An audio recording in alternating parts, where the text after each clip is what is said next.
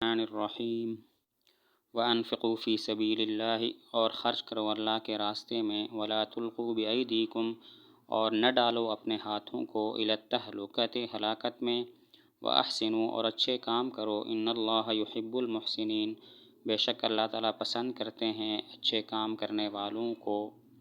وانفقوا، اور خرچ کرو، فی سبیل اللہ، اللہ کے راستے میں، ولا تلقوا بایدیکم، اور نہ ڈالو اپنے ہاتھوں کو، الی التہلکۃ، ہلاکت میں، واحسنوا، اور اچھے کام کرو، ان اللہ یحب المحسنین، بے شک اللہ تعالیٰ پسند کرتے ہیں اچھے کام کرنے والوں کو۔ اس آیت کا شان نزول یہ ہے کہ حضرت ابو ایوب انصاری رضی اللہ تعالی عنہ فرماتے ہیں، جب اللہ تعالیٰ نے اسلام کو غلبہ دیا تو ہم میں سے بعض نے ایک دوسرے سے سرگوشی کی کہ اب اسلام غالب آ گیا ہے، اب مخالفین سے مقابلہ کرنے کی ضرورت نہیں ہے، تو مخالفین سے مقابلہ کے زمانے میں جو ہمارے مال و اسباب ضائع ہو گئے تھے ان کا کچھ ازالہ کر لیں۔ ان کے رد میں اللہ تعالیٰ نے یہ آیت اتاری کہ اللہ تعالیٰ کے راستے میں خرچ کرو، بخل مت کرو۔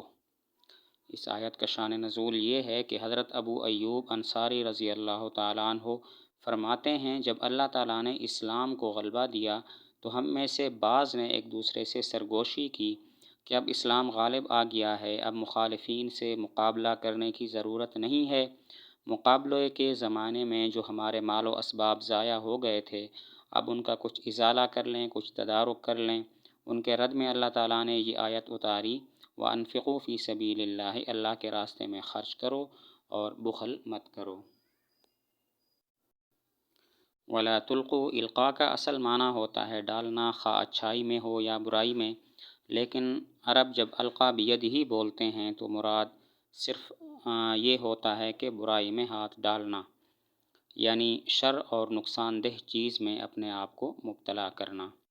وَلَا تُلْقُوا القاء سے ہے، القاء کا اصل معنی ہے ڈالنا، خواہ اچھائی میں ہو یا برائی میں، لیکن عرب جب القا بیدہ بولتے ہیں تو اس کا مطلب ہوتا ہے برائی میں ہاتھ ڈالنا، تو اس کا مطلب یہ ہوا شر اور نقصان دہ چیز میں اپنے آپ کو مبتلا نہ کرو۔ بِأَيْدِيكُمْ، بِأَيْدِيكُمْ میں دو قول ہیں۔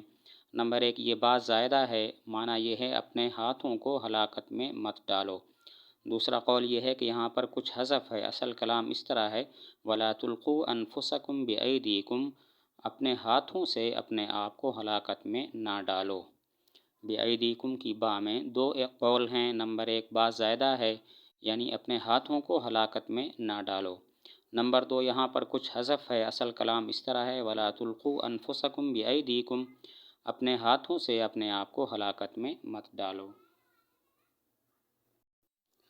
إِلَى التَّهْلُكَةِ، تہلکہ اور ہلاک ہم معنی ہیں، لیکن بعض نے ان کے درمیان دو فرق بتائے ہیں۔ پہلا فرق یہ ہے کہ جس شے کا انجام ہلاکت ہو اس کو تہلکہ کہتے ہیں، جبکہ ہلاک مطلق ہے، خواہ اس کا انجام ہلاکت ہو یا نہ ہو۔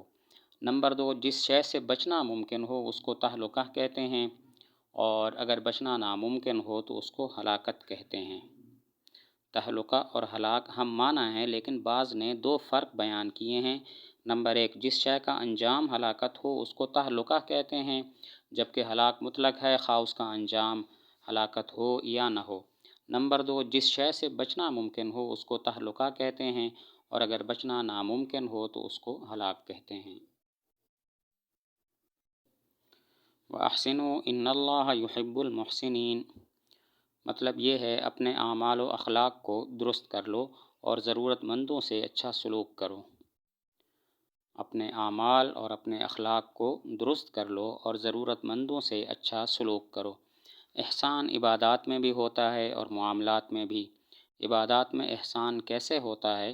تو ایک حدیث میں اس کا بیان موجود ہے کہ تم ایسے عبادت کرو جیسے اللہ تعالیٰ کو دیکھ رہے ہو، اگر تم اللہ تعالیٰ کو نہیں دیکھ رہے ہو تو اللہ تعالیٰ تمہیں دیکھ رہے ہیں۔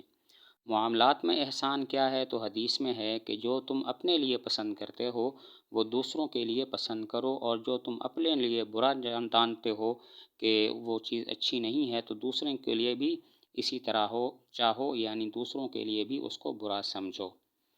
احسان عبادات میں بھی ہوتا ہے، معاملات میں بھی ہوتا ہے۔ عبادات میں احسان کیسے ہوتا ہے؟ تو ایک حدیث میں اس کی وضاحت اس طرح ہے کہ تم ایسے عبادت کرو جیسے اللہ تعالیٰ کو دیکھ رہے ہو۔ اگر تم اللہ تعالیٰ کو نہیں دیکھ رہے تو اللہ تعالیٰ تمہیں دیکھ رہے ہیں۔ معاملات میں احسان کس طرح ہوتا ہے؟ تو ایک حدیث میں ارشاد ہے، جو تم اپنے لیے پسند کرتے ہو وہ دوسروں کے لیے پسند کرو، اور جسے تم اپنے لیے برا جانتے ہو تو دوسروں کے لیے بھی اسی طرح جانو کہ وہ دوسروں کے لیے بھی برا ہوگا۔